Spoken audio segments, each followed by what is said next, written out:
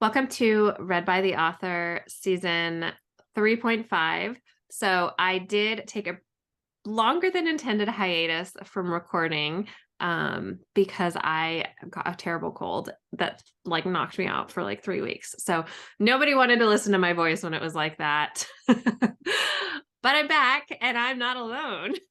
I don't know which side she's on, but I'm here with my co-author, Lindsey Pogue.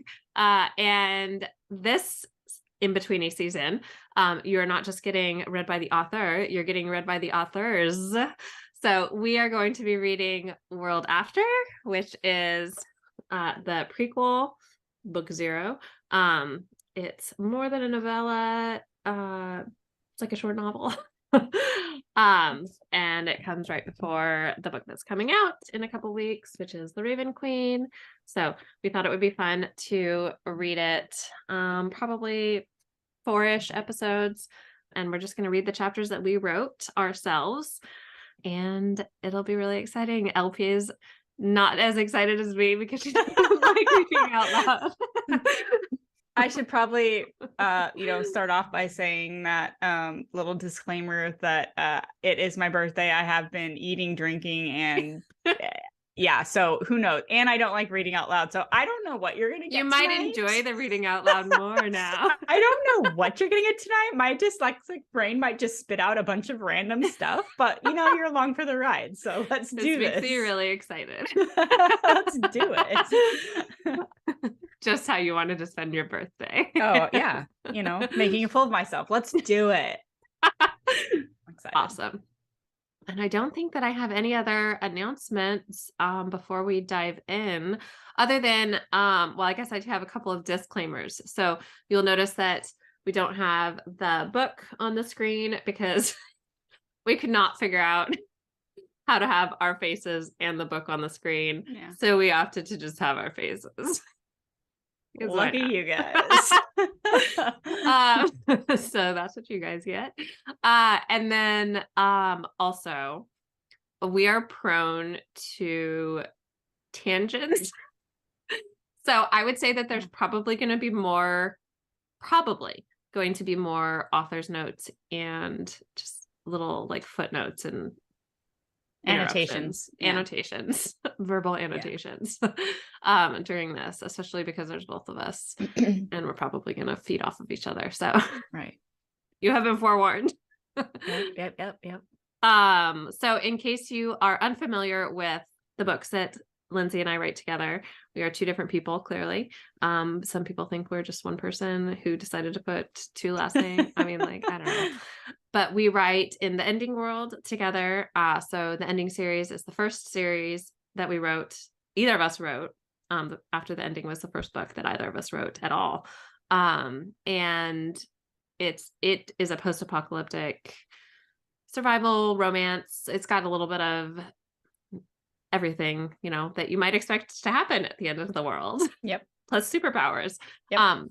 So then the Ending Legacy, which World After is the prequel to, and then The Raven Queen is the first book of, it takes place 300 years later. So we wrote World After and The Raven Queen to hopefully be accessible to people who have not read the Ending series.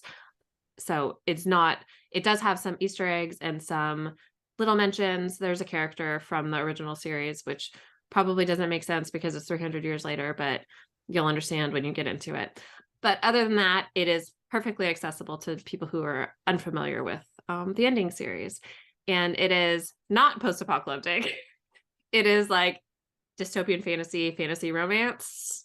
It definitely has a very historical fantasy vibe, even though it's 300 years in the future. So we really switched up the genres here when we made this spinoff. So we did just like to keep people on their toes. But I think it's worth saying that when we started writing the Ending series, we kind of knew we were going to write this series because of this one of the specific characters that's in this. We already were questioning, what are we going to do with this character moving forward? And so we definitely always knew we were going to do something like this, and this is what it turned into. Yeah, we definitely had thoughts. Yeah. So shall we begin the story? We shall. So you write Del, I write Finn. The prologue is neither of them. We should probably say that. Correct. That is so correct. it's not confusing. I'm going to Yes. read that because that is a character that I wrote, but it is not Finn. So anyways. Yes. And here I go. Ready? Yes. Prologue. 285 AE. Campfire smoke drifted through the crisp morning air, and the livestock began to stir in their pens. Soon the village would be bustling, marking the start of another day that would meld into the next until it was no longer worth keeping track. Usually, I craved the pre-dawn quiet, but with every briny breeze and wave crashing beyond the forest cliffs, I thought of them. It felt like a lifetime ago, and I left the sound of the distant waterfalls let me back up. And if I let the sound of the distant waterfalls fill my ears, I thought of her and of us. This was the life she'd wanted, simple and hidden away with nothing but the old California coast stretching out for miles each way. Even if the memories felt hazy as the years continued to pass, I still ached every time I remembered life from before. With a reluctant sigh, I pushed the memories away and peered through the ferns and redwoods deeper into the forest. These people were my concern now, my promise, not the ghosts of the past, and the longer the forest remained silent around me, the tighter the tension coiled in my gut. The hunting party was 2 days late returning, and while Finn and Beast were the best hunters we had, Finn was also only 19, and he was our most impulsive and stubborn hunter too. Sorry, I'm interrupting. I don't know why, but I totally forgot how young he was in this. I think I'm so used to like the Raven Queen Finn now. Yeah. He's just 10 years rewind. Yeah. I know, it's funny. It's going to be interesting to read Finn when he's young. Okay. Sorry, I'll start over.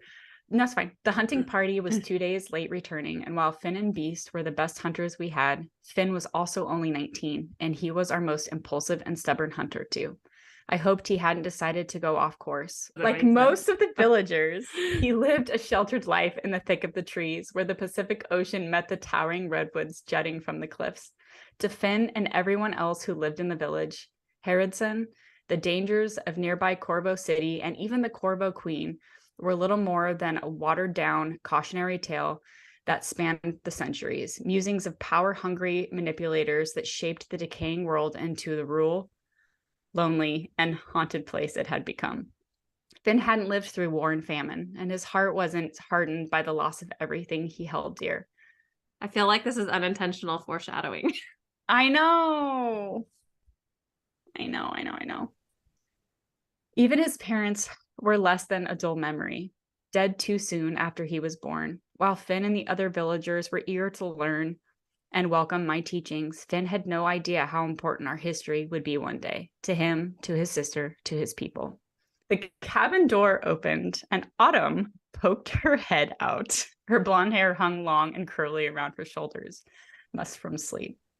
Her green eyes shone brightly in the overcast sunlight, and I looked at the glowing embers of the fire to avert my gaze. A rooster crowed somewhere down the lane, and Autumn came over to warm her hands to the flames across from me. "You never came in last night," she said quietly, her tone almost careful. We had many unspoken agreements, and not talking about us, whatever we were, was one of them. "You're worried about Finn," she added. "But you've taught him well, Jay. He's okay. How do you know?" My gaze cut to hers, and the knot in my gut tightened. Autumn's expression, always a little reserved when it came to me, softened. "I can feel it." Then where the hell are they?" I grumbled.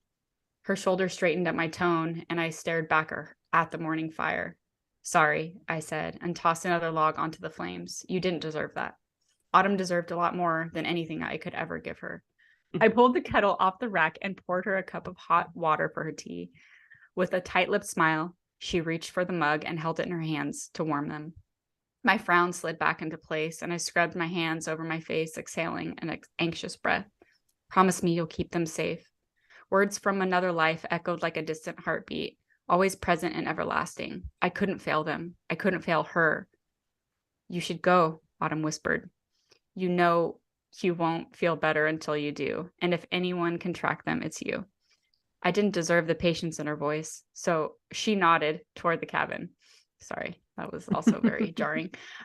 She nodded toward the cabin. I readied your pack last night, just in case, she added. And this time I met her gaze. I didn't deserve her kindness either. Thus, despite the carefully constructed walls between us, it felt like she knew me better than I knew myself sometimes. Wrapping her shawl tighter around her shoulders, Autumn turned for the cabin, her mug clutched in one hand, and I rose to my feet. She was right. She was always right. I needed to find Finn and the hunting party because after a lifetime of running, all I could ever do was worry. I met her at the door as she stepped out again with my pack hanging at her side. I put in some meat and bread for you, she said, handing it to me, her muscles straining. With a nod of thanks, I slung the pack over my shoulder, then reached for my bow and quiver, resting beside the door. Your pack should have everything you need for tracking, and in case it rains, she added a bit uneasily. Her eyes were fixed on my pack as she licked her lips. You have water. I even put some. Autumn. I said her name, nearly a whisper, as I willed her to meet my gaze. I wanted her to see what I couldn't bring myself to say. You deserve a whole man who can love you the way you should be loved. Finally, her eyes that held too much hope and too much forgiveness shifted to mine. Thank you, I said instead. She blinked and dipped her chin with a steady sigh. You're welcome. Despite the dozens of reasons why I could never give her what she wanted or deserved, she was always there, unbearably gracious and understanding. She cleared her throat. You should go before the wind picks up again and compromises their trails. More than it already has. With a forced smile, she turned to the door. Be safe. Hey. I reached for her arm. Autumn's eyes shimmered in the overcast morning as her gaze trailed from my hand up to my face. I leaned in and pressed a kiss to her lips, offering her all that I could. Take care of everyone for me until I get back. Slowly, her eyes flooded open and she inhaled a steadying breath. Just bring my little brother back to me, Jake. With a nod and a final glance at the village, I turned and headed into the forest, determined to find Finn. The reveal. Yeah, so it's so funny how when we wrote this, we're like, we can't let them know immediately that it's Jake. And now I'm just like, everybody should know it's Jake because then they'll want to read it even more. You know what I mean? I don't know what. Anyway. Dun, dun, dun. Yeah, we waited 4 pages. All right, you guys get me for another chunk of time. So settle in there, folks. All right, ready? Yeah. The pack grew heavier on my back as I weaved around the redwoods that towered over me, following the path of broken ferns toward fallen wood, where the trees were upturned and their roots were exposed and outreaching, like giant witch fingers in a foggy forest. It was a graveyard of giants and provided ample places to hide if Finn and the hunters had needed to do so. But a nagging voice told me that if they were still alive, I would know for certain. Beast would have returned home, at least, or Claire would have sent a telepathic message letting us know they would be gone longer. Then again, she would have warned us if something had gone wrong, too. I often wondered if I would regret establishing the descendant community here. In my heart, it was the only place I'd ever considered home, the only place that felt right. And as the Corvo kingdom continued to expand, it was easy enough to ignore the possible dangers because I'd convinced myself that the vast, feral-ridden ancient woods would protect us and the descendants' strong, multifaceted abilities would keep them safe. Now, I worried I had made a grave mistake. For 4 hours, I'd been tracking Finn's carefully covered steps, only identifiable by the occasional broken fern or matted leaves. Gripping my bow tightly in one hand, I crouched down to inspect the tracks more closely. There were no footsteps or discarded debris. They'd done as they were taught, and as far as I could tell, I'd been the only one to follow after them, from this direction at least. As their trail led me closer to the felled giants in the clearing, I heard the caw of ravens and saw a flutter through the trees, then a familiar gray and red tunic. Lifting my bow with unease, I moved closer, eyeing the muddy footprints and listening to the rustling conifers above. The ravens dispersed as I stepped through the ferns. I spotted Timon's body in a bloody heap first. His eyes were open and his mouth was agape. He'd been dead for a handful of hours at least. Heart racing, I scoured the forest floor, noticing 4 more bodies spread out between trees. I ran to each of them, checking their pulses out of desperation, though it was clear they'd been dead through the night. Claire, Bud, Chuck, Dallas, all of them had holes seared through their chests, not the result of a feral ambush with knives and spears. The wounds were too sophisticated, too precise for a horde of crazies, and the footprints in the moist earth were thick-soled and uniform, every tread matching the next. These innocent hunters were killed by well-trained, ability-wielding soldiers that were too far from Corvo City to have been here for any reason other than one. They were looking for something. I suppressed the urge to call for Finn as I rose to my feet, my gaze darting through the trees. A predatory yowl echoed, and I spun around. A cougar stood at the top of the boulder, his tail lashing anxiously behind him. Beast, I rasped. And another wave of dread washed over me. Where is he? The cougar's ears laid back, and he lifted his muzzle to the air as if he were sniffing for danger, and yowled again. Eventually, he turned for me to follow him. My bootsteps were heavy, crunching over twigs as I hurried around the upturned roots toward the mass of boulders at the clearing's edge. Beast jumped down from one boulder to the next until he landed on the ground with a thud and trotted toward a thicket that butted up to the boulder's base. Finn was crumpled in the brush. His tan tunic was dirty and torn, but unlike the others, he wasn't covered in blood, and there was no hole in his chest. Only cuts and bruises darkened his face and hands, and I dropped to my knees beside him. Finn, I choked. My pack fell to the ground with a thunk. He was unconscious, but he was alive. Finn, I snapped more urgently. Beast paced behind me, his tail lashing through the air as he growled with unease. Finn, I bit out and shook him awake. Wake up, damn it. Slowly, his eyelids flitted open and my breath caught in my throat. His eyes were the same brilliant green as his sister's, and I allowed myself a sigh of relief. What happened? I asked, my voice low and calmer as the panic subsided a little. He blinked. What? His eyes rounded as his memories fell back into place, and he nearly shot to his feet. They were here, the Rangers. Horror filled Finn's eyes. Oh my goodness. Horror filled Finn's eyes. They had a knoll with them, stronger than me. I couldn't detect their abilities until he shook his head in disbelief. They surrounded us. They got Dallas first, and then... Slow down, Finn, I told him. Take a breath. But Finn was running toward Claire's body before I could stop him. No, he murmured, stumbling the last few steps. We weren't doing anything wrong. His voice cracked as he knelt beside his best friend's body. They didn't have to hurt us. We were just hunting.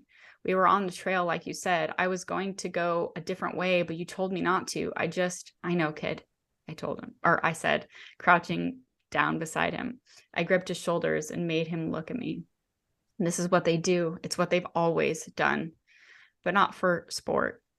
There were always reasons for the Queen's Rangers to seek us out, rational or not. What did they want, Finn? What were they looking for? The village, 100 people strong, was in danger. His eyes welled with tears as he glanced from one fallen friend to the next. Who? The crease in my brow deepened. What? Finn blinked at me, blurry-eyed. Not what were they looking for, he said more forcefully. Who? I leaned back as his words sank in. I knew the answer before he said it. You, Jake. They were looking for you. Blood-boiling hatred and white-knuckled fear flooded through me at once. And you're alive because they have a message, I finished for him. Then nodded as a vacant expression filled his face. Like he was still trying to catch up to all that had happened. Or maybe he was finally starting to understand everything I'd been trying to explain all of these years. Finally, Finn rose to his feet and stared down at me with uncertainty. They want you to go to Corvo City, and they'll return and kill us all. It was only a matter of time before something like this happened again. Jaw set, I rose to my feet. I'd become too complacent. I should have been prepared for this. They know where the village is, Finn continued. They know where the descendants of the patrons, and they know who you are and that you're here. This was the only a warning. God, sorry, guys. I stared at him as my breath seized in my lungs, and his familiar haunting voice filled my head again. Promise me you'll keep them safe. I glanced from Claire's body to the bodies of Dallas and Timmons, imagining the look on their families' faces when Finn returned with the news. We'd been able to live in peace for years on the periphery of a world I barely recognized anymore, but our years of feeling a false sense of security near the outskirts of a corrupt kingdom were gone. The Corvo Queen had found us, and I knew all too well that her soldiers would keep to their word if I didn't give her what she wanted. Run back to the village, Finn, I told him, as my legs moved with deadly purpose. I gathered Claire's body into my arms and carried her over to the protection of the bush around the boulder where their remains would be safe until Autumn and Finn could return for them. I'll hide their bodies for now. Tell your sister what happened and be quick and quiet about it. I don't want everyone seeing them like this. Finn listened with rapt attention. His fingers ticked at his sides, and I could see the whirlwind of questions and fear in his eyes, but he pushed the questions away along with his tears, and nodded. Beast stays here to keep the animals away until you return. Bring the wagon to collect their bodies, then take them home to their families. Go on now, I commanded, and strode over to Dallas. Finn turned to leave, then froze, and his head snapped to me. What are you going to do? I didn't look at him as I lugged Dallas's muscular frame into the brush, to lay beside Claire. What I have to do. Finn stomped over to me. What's that mean, Jake? He demanded. The authority in his voice was admirable, and I was proud even. It means I'm turning myself in, I admitted. They'll just keep coming for us, whether you turn yourself in or not. No, they won't, I told him with certainty. You said yourself, we can't trust them. I could hear his frantic footsteps behind me as I headed toward Timon's cold, dead body. They want me, not you. If nothing else, I could learn what exactly it was they wanted. They knew the location of our village, but they hadn't attacked and killed us in our sleep. There had been a reason. You don't know that for sure, Finn argued. What if they come back for us anyway? There were 3 more hunters' bodies to find, 8 innocent people to bury because of me, and they would be the last. I would make damn sure of that. Jake, it has to be done, kid, I barked out. But if you give them what they want, we'll have no leverage against them. I whipped around to face him. And if I do nothing, they will kill all of us. Oh, kill all of you for certain. Sorry, Finn, but I won't have that on my conscience. No more death, not because of me. But what about Autumn? What about your life here? We might never see you again. Your sister wants you safe, I told him, and this is the only way that's going to happen. She'll agree with this decision. Now get the hell out of here so your friends can be laid to rest. Go, Finn. Jake, now, I shouted. My chest heaved and my heart ached as I realized he was right about one thing. This might be the last time I ever saw him. It would likely be the last time I ever stepped foot in this forest again. Finn's eyes narrowed, and he lifted his chin defiantly. He was a good kid, a good man. Great, even.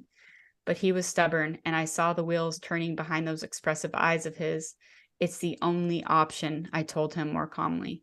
I'm not watching all of you die because of me. No more will be said about it. Finn's nostrils flared, and he squared his shoulders. His eyes did not ball into fists, guys. His hands did, though. His hands balling into fists at his sides. Then finally, he forced himself to walk away. Finn, I growled. He paused but didn't look back at me. Take care of your sister for me. My heart was a sledgehammer in my chest as I waited for him to say something that meant he didn't hate me, or at least that he wouldn't hate me forever. The last thing I wanted was to leave him, the way so many people in his life had, but I had no choice. I worried his acknowledgement wouldn't come until finally he said, I will. He stalked into the trees without bothering to look back. Dun, dun, dun. And so we began. Sad. Yeah. What an opening. Too bad I didn't have all the voices that you have to go into my chapters. We'll see. I'm probably rusty now. It's been like a month. And I've never done these characters. Let's see how it goes, folks. Yeah, so I get to be Sid in this chapter. Excited. 1. Del. Nerves fluttering, I held my breath as I pulled the heavy door to the vault open on silent hinges. I exhaled my relief, grateful I hadn't disturbed the quiet of the sleeping castle with my midnight sneaking. It probably wouldn't look good for the crown princess to be caught snooping around her mother's vault in the middle of the night. The whispers I had been hearing for months grew louder as the door opened, convincing me that I was on the right track. And renewed determination overrode any nervousness about being here. Mother had long ago forbidden me from entering this vault, but I couldn't resist any longer, not when I could sense she was hiding something from me. Something terrible. And certainly not with the whispers interfering with my daily life. Much longer, and I feared they would drive me insane. As I moved into the open doorway, the soft orange light emanating from the electric torch in my hand spilled into the vault, illuminating a cluttered space filled with a hodgepodge of crates, chests, and other storage containers. The stone walls and floor appeared golden in the warm light, and the air had a dank, musty quality that made me wrinkle my nose. Sid stirred on my shoulder, the raven anxiously ruffling his feathers. Go on, look around, I said, glancing at him sidelong. I know you want to. With a muted caw, I'm not going to caw, just so you know. Damn it. With a muted caw and another ruffle of feathers, Sid launched himself into the air, his talons digging into the leather lining the shoulder of my robe before releasing. Author's note, I will say I love Dell's clothing, and I loved like coming up with her clothing, like the things that she wears. I feel like they're very kind of unique in terms of like fantasy worlds and stuff, because all of her clothing is designed for the fact that she has a raven around with her all the time.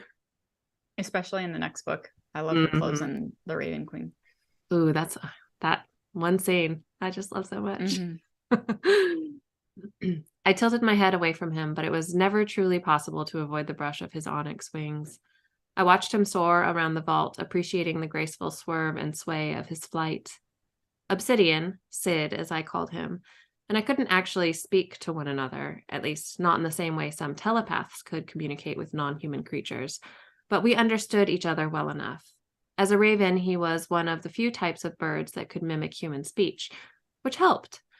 He had been my companion since birth, when he was little more than a fledgling. Such was the tradition in my family, established nearly 2 centuries ago with the dawn of the Corvo dynasty. Over the 18 years that Sid and I had been together, we had developed our own form of communication. I supposed my ability helped. I belonged in the empath class, as had all crown princesses and queens of the Corvo dynasty before me. Whereas Mother was a strong but common direct empath, her gifts allowing her to glean thoughts and memories from any human within her sight, I was a rarer resonant empath. My gifts triggered by touch and centered around memories, though I could sense another's surface thoughts and emotions as well, so long as my skin was touching theirs. The only upside to the way my ability had manifested was that it wasn't limited to humans. I could pick up memories or resonances from both non-human creatures and from certain objects.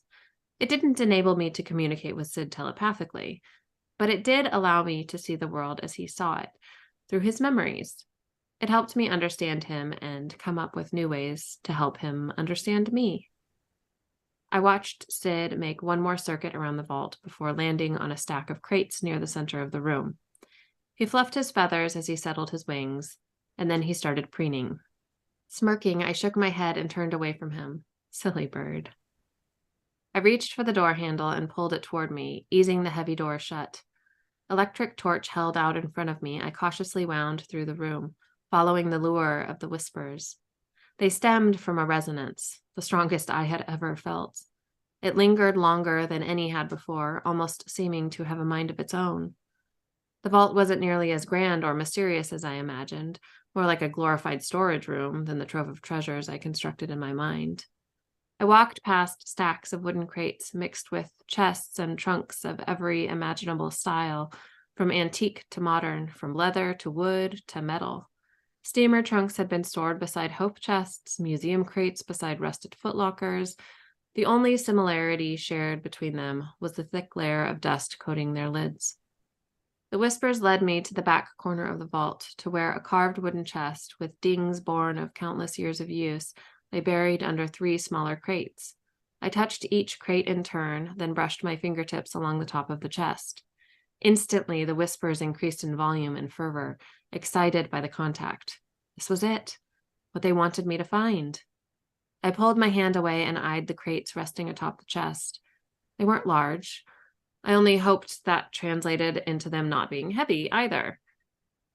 I set the electric torch on a nearby steamer trunk, then reached up to the top crate and pulled it from the stack to set it on the floor beside the wooden chest. I moved the middle crate just as easily, but the bottom one proved to be too heavy to lift, so I slid it to the edge of the chest and, groaning with effort, lowered it to the floor. My grip slipped at the last second, and the crate hit the floor with a resounding thud and the crack of wood. I crouched there for long seconds, staring at the crate. The wood panel on one side had split, and the frame at the base had popped free. "Ow!"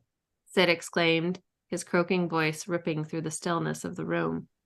I cringed, glancing back at the raven who was watching me with one beady black eye. "Hopefully nobody will notice that," I muttered, biting my bottom lip. Sid cawed, then extended his wings and hopped off his perch, gliding down to the damaged crate. His talons clacked on the wooden top as he strutted around, adjusting his wings.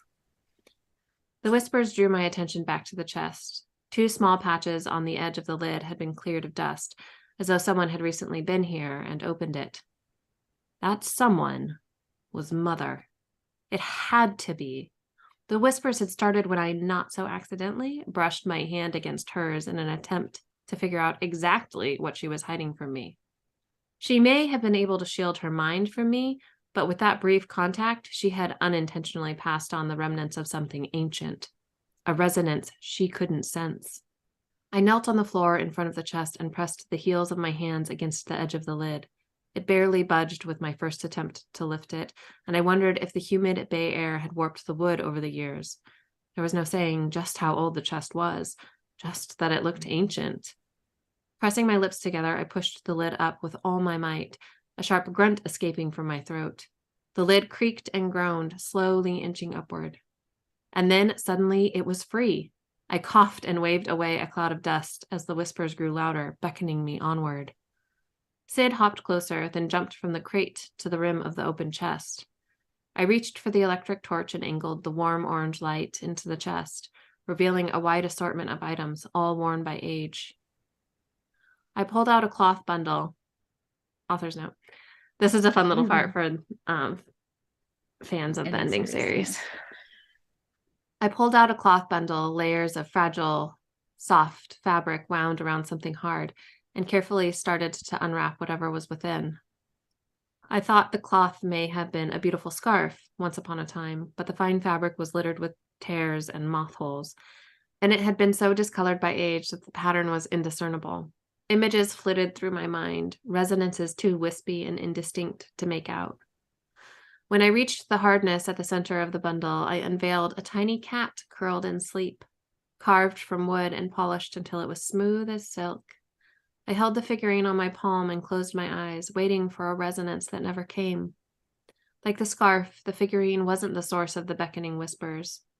I set both aside on the floor and reached into the chest for the next item.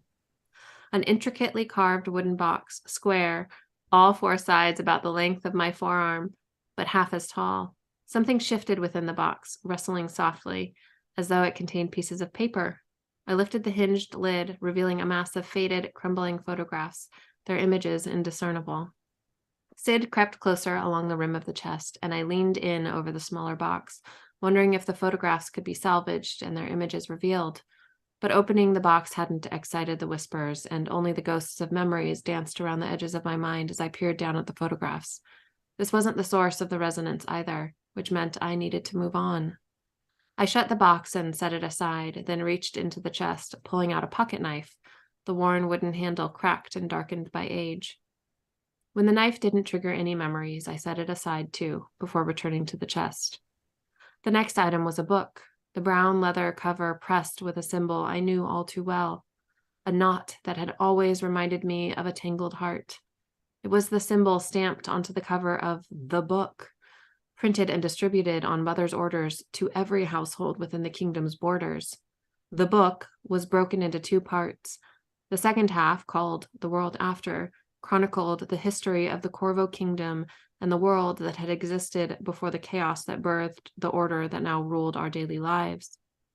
The first part, called The World Before, read less like a history book and more like a novel describing the lives and times of the patrons The originals who, according to legend, had risen to an elite idolized status because of their notable actions during the turn, and imparting the patron's wisdom to the reader through shorter parables.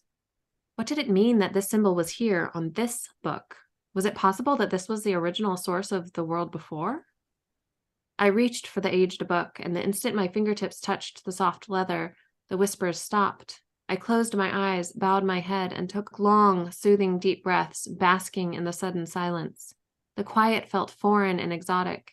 It had been so long since I had been alone in my head, so very long, and I felt slightly unbalanced in the absence of the hum. When I opened my eyes, a small smile curved my lips. This was it, the thing I had come here for, the thing I had defied Mother's orders for, the thing that had nearly driven me insane. Gingerly, almost reverently, I traced the depression carved by the symbol on the cover of the book with my fingertip. This was hers, Zoe's. I could feel it.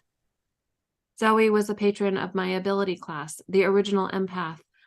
The telepaths had Danny, the gauges had Jason, the elementals Carlos, the supers Mace, the oracles Becca, the sensors Sam, the movers Camille, the healers had Jake, but their class was so rare that it was believed to be nearly extinct. And then there was the one whose name we never uttered, save for in hushed tones behind closed doors. Harrodson, the demon patron of the forbidden class, the controllers, the ones who were doomed at birth by no fault of their own other than the unfortunate appearance of recessive genes, the ones who were too dangerous to let live. It was the truth the Corvo kingdom had been founded upon. Controllers must die. Sid hopped along the rim of the chest, his head cocking this way and that as he looked from me to the book and back. "Story time," he croaked, hopping in place and fluffing his feathers. The silly raven loved it when I read out loud to him. I laughed under my breath and shook my head. Yeah, I told Sid as my fingers curled around the spine of the book. "I'll read you a story." I gently picked the book up, turning to sit with my back resting against the front of the chest. The leather spine creaked as I lifted the cover. The first page was blank, but when I turned to the next, I was greeted by 2 lines of handwriting that made my heart beat faster. Stories from the World Before, by Zoe Cartwright. There it was, confirmation that this book really was hers. It really was Zoe's, the Zoe, and not just her belonging, but her creation. Mother had long claimed that the contents of the World Before had been pulled from an ancient text composed by the originals. I had never asked her for proof, but part of me always suspected her claim was merely a clever bit of propaganda. Mother was nothing if not clever. She had to be, to hold the kingdom together for so long. Heart racing, I turned to the page, admiring the compact lines of neat handwriting. Zoe's handwriting. I inhaled deeply, cleared my throat, and started to read the words of my patron, written over 2.5 centuries ago. So, author's note, if you have read the ending series all the way through to World Before, which is like the final little story collection. Yeah, story collection in the series. So it's like the main series is over at that point, but there's like additional stories. This is from the very beginning of that book. So it's a fun little tie-in. Looking backward at the past and then forward to the future, I think about how changeable life is. How 2 years ago I feared such trivial things like being unable to pay my rent on time or make a car payment. Now, along with hoping for the future, I fear what I don't know. There's still so much left to learn about this new world we're living in. In many ways, I fear my ability because there's still so much to learn about the people around me, too. The words faded away as I continued to read, and flashes of memories filled my mind. Page after page, those flashes stretched out into moments, into scenes, into lifetimes. I was a teenage boy, experiencing the prolonged illness and death of a much-beloved sister. I was a middle-aged man, a teacher, taking a chance on love after a heartbreaking loss. I was a young man making the difficult decision to leave my family behind and join the military. I was a mother, forced into servitude, and made to do terrible things in order to protect my family. I was a young woman trying and failing to save her abused mother. I was a fierce mother of twins experiencing the greatest heartbreak known to mankind, the death of my children. I was a couple of teenage girls taking one last road trip together before saying goodbye and going our separate ways. I was a young man struggling to tell the girl I loved how I felt. In a flash, I was me again, reading Zoe's words from the aged pages of the book. Sid was perched on my shoulder, his head tucked against his wing, and his eyes were closed. Not wanting to disturb his slumber, I read on in silence. I've seen the terrifying secret Becca has been keeping from us. I can barely fathom it, let alone find the words to describe it. Things are changing. The future of humankind is so uncertain. Tears burn my eyes. I have to write it down, get it out of me somehow. Even if I can't tell anyone, I need to find Becca so she can explain what it is I saw. I need her to explain the insanity I witnessed. In the dream, I saw. The sentence cut off prematurely. Brow furrowing, I turned the page, expecting to find more writing or at least an explanation for the abrupt ending to the previous section. But there was nothing. A quick search of the remaining pages revealed that the rest of the book was blank. I returned to the final entry, studying the last line. In the dream, I saw. Rereading Zoe's final words sent a chill cascading down my spine. I raised my eyes from the page, staring past the crates to the stone wall beyond, like it might reveal the secrets Zoe was hiding. What had she been about to write? What had she seen? What insanity? I couldn't help but wonder if she had caught a glimpse of this world, as it was now, of my world. It was so different from hers, just as her world was so different from what I had been told. I could see the similarities between Zoe's account of the world before and the stories in the book. The resemblance was close enough to tell me Mother had pulled them from Zoe's journal, but she had warped the words, twisted the stories, molding the truth into something that would serve her purposes, that would promote her purest ideals and keep her people docile, that would keep her kingdom strong, the iron fist with which she ruled, unbreakable. The patrons weren't saints. They weren't perfect beings who foresaw a world different, better than their own. They were just like us. They were people, human beings. They had fears and memories and so many secrets. They were just trying to survive, just like me. What would they think of us now, worshiping them like gods? Reading about events I thought I knew so well, but in Zoe's own words, shed an entirely different light on the world during the turn, changing my perception of the world around me. Of my world, a world built upon lies. Curiosity far from sated, I was more desperate. I was more desperate than ever to uncover the truth. Why had Mother been lying to us, to me, her heir, for so long? And what else was she hiding? Because of Zoe, of her words, I was more determined than ever to find out. I shut the book and shifted, stretching out my legs. Sid roused, ruffling his feathers as he cawed softly. What is Mother up to? I murmured. Sid angled his head away from mine and snapped his beak. The raven was none too fond of Mother, and a hostile beak snap was his usual response whenever I mentioned her. I smiled, peering at him out of the corner of my eye. At least I know I can trust you, I told him, and raised a hand to tickle his fluffed-up chest, earning a contented chitter.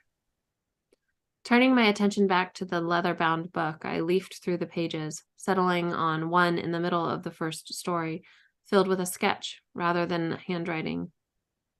Zoe had drawn a burly-looking man sitting at a table, his forearms resting on the surface and his eyes filled with sympathy. How had she managed to imbue so much emotion into the sketch was beyond me. It was so lifelike, almost more realistic than a photograph. My gift told me this was Jake, Zoe's husband, the original healer.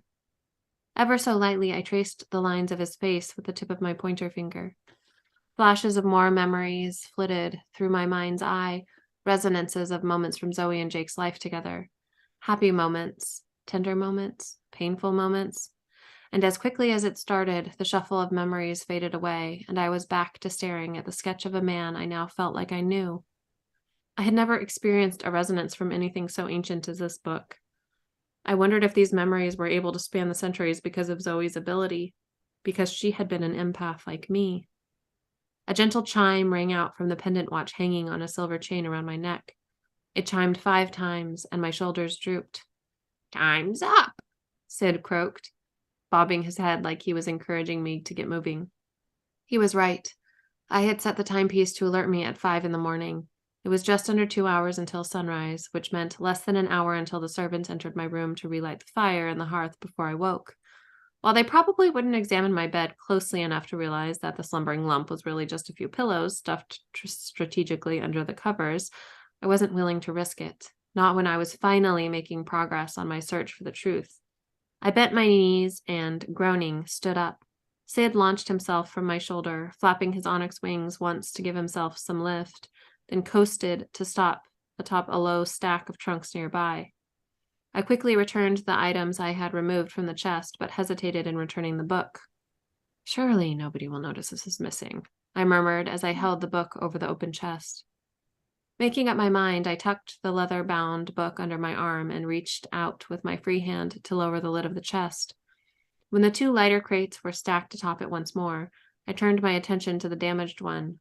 With a few grunts, I nudged the offending crate partway behind the chest, turning it slightly to hide the damage from view. I took a step back, brushing off my hands and assessing my work. Not perfect, but good enough. I retrieved the book from the chest and headed for the door.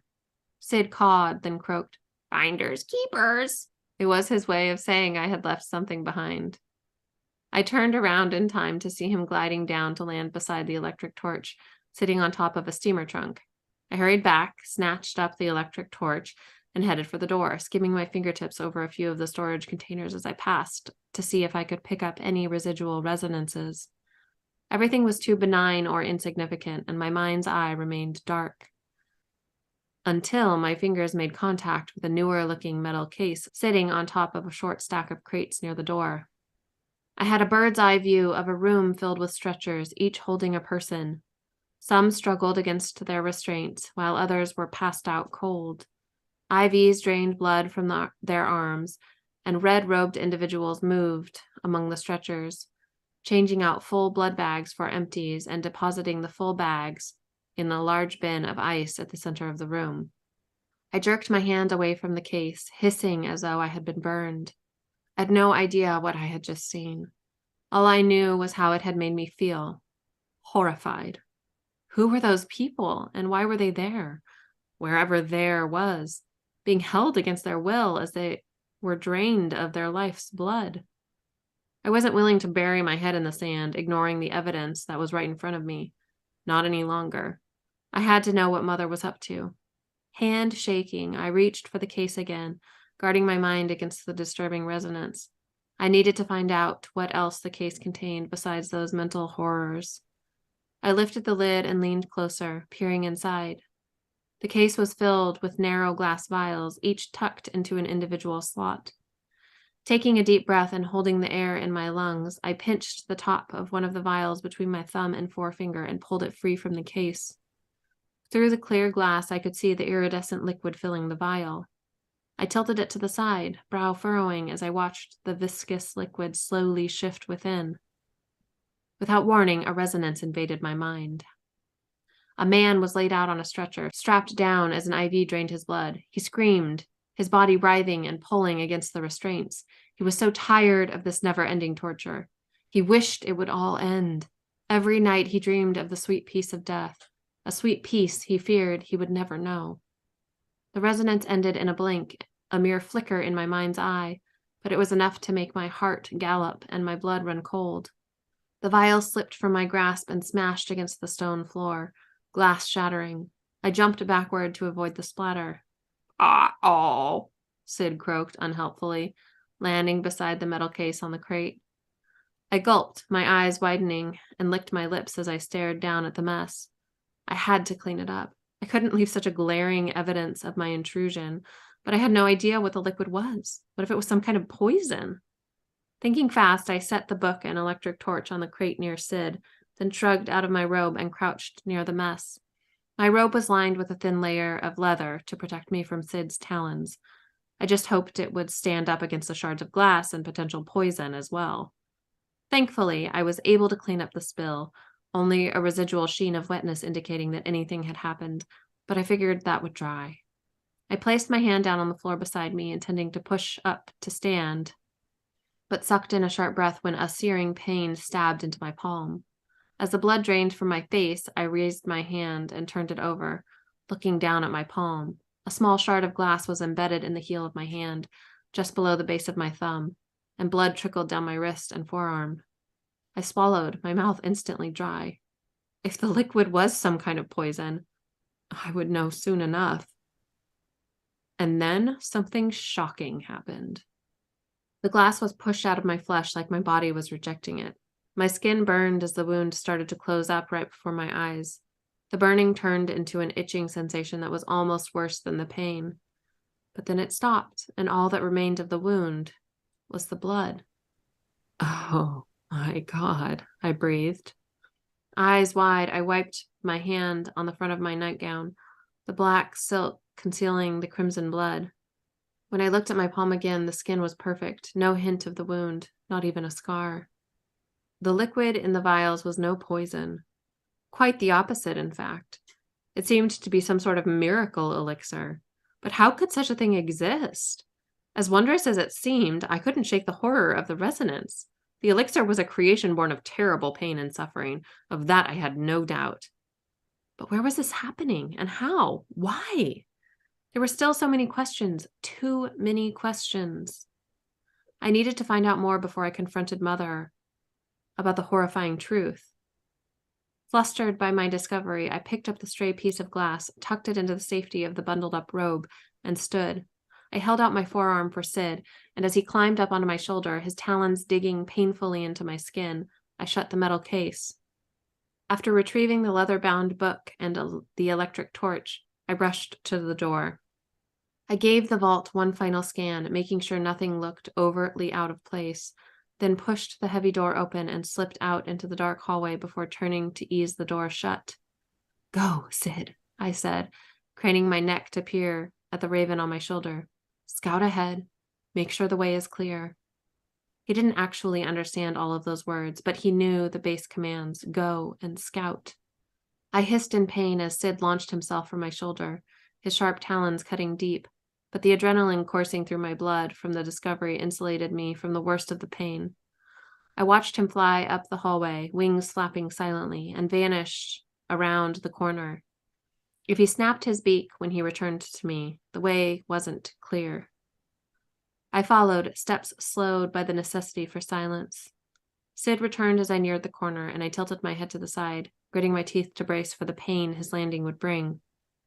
Once Sid was settled, no snap of his beak, I made my way around the corner, heading for the floor-to-ceiling portrait of a red-haired woman posing regally with a German shepherd. It was supposed to be Danny, the Danny, patron of the telepaths, but thanks to the memories I had seen while reading Zoe's book, I now knew the resemblance was weak, the hair not even the right shade of red. The ink sketches within Zoe's journal captured Danny's true likeness much better.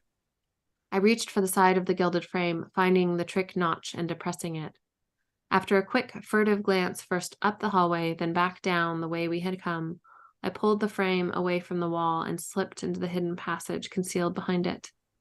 Blowing out a breath, I pulled the painting back into place and took a moment to regain my bearings. So much had happened over the course of the night. So much had changed. I had been suspicious of Mother for a while, but now I had hard evidence that she was involved in something truly vile. I couldn't imagine a single thing she could say to justify what I had seen in the resonance from the case, or worse, from the vial. No ends could justify those means. The tears of pain that lingered on the brims of my eyelids transformed, bittering to tears of sorrow and anger, of rage. How could she do this? My own mother. How? We weren't close, and she was far from the loving, doting mother figure I so often read about in books, but she had done everything on her part to keep me safe all these years. I was her final surviving daughter of 4. In my heart, that protectiveness had counted for something. But maybe I had been deluding myself, clinging to that quality above all others, blinding myself to her wicked truth. Sid shifted on my shoulder, the influx of physical pain momentarily drowning out the emotional agony. I had to get back to my room. Whatever else needed to be done, that was first and foremost. I could keep Mother out of my head, but if some of the servants or guards found me sneaking about in the early morning, I would have a hard time explaining myself. Taking a deep breath, I squared my shoulders and started down the passage, hidden between the walls. I wasn't the only one who knew about the passages riddling the castle, but most people avoided them. Too many rats and spider webs. It wasn't that I enjoyed the creepy crawlies either, but I did like the secrecy, especially in a castle where secrets were nearly impossible to keep. I was making my way along the passage that bordered the entry hall when I heard muffled voices. I paused, eyes narrowing as I slowly backpedaled to the peephole hidden behind a two-way mirror. A pair of guards were escorting a haggard-looking man through the castle, their oiled black leather armor giving them a sinister appearance. These weren't simple castle guards. These were rangers. I couldn't tell much about their prisoner's clothing other than that it was coated in layers of drying blood. Despite his gruesome appearance, he didn't seem wounded, no limp or hunch or favored arm. His wrists were bound together behind his back, and he walked between the rangers, his head held high and his countenance giving the impression that he couldn't have cared less about being brought into the castle as a prisoner. "My old man always said honesty is the best policy," the nearer of the two rangers said, "but at least when dealing with empaths." The other ranger, gripped tight on the prisoner's arm, nodded slowly. "I just wish she'd stay out of my head," he gripped.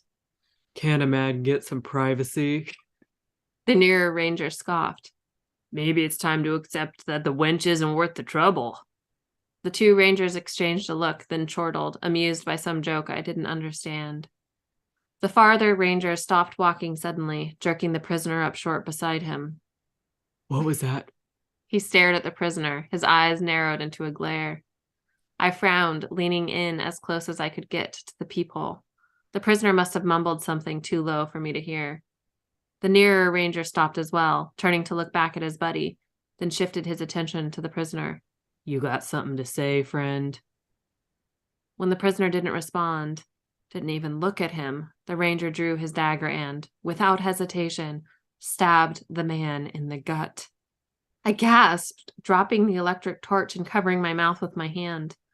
The torch landed on my slipper, then rolled a short way down the passage, though I had hardly noticed, glued as I was to the peephole and the shocking scene below. I knew the Imperial Guards could be cruel, especially in their handling of criminals and the like, but I had never witnessed that cruelty in action before.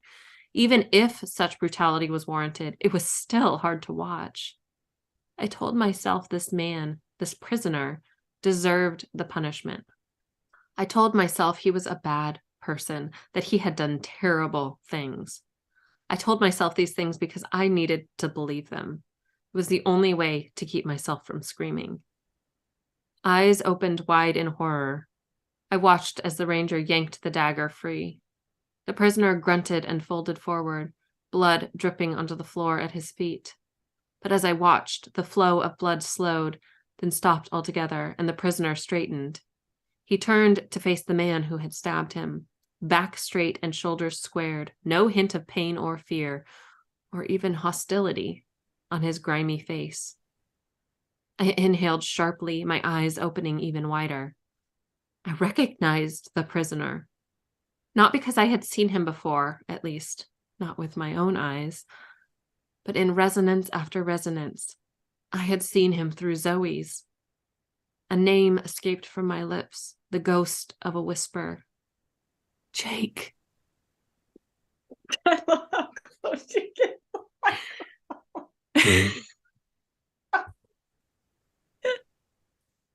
Well, otherwise, if I whisper, it doesn't always. I know, I pick up totally on. get it. And now I just picture all I also the, go like this if I'm yelling.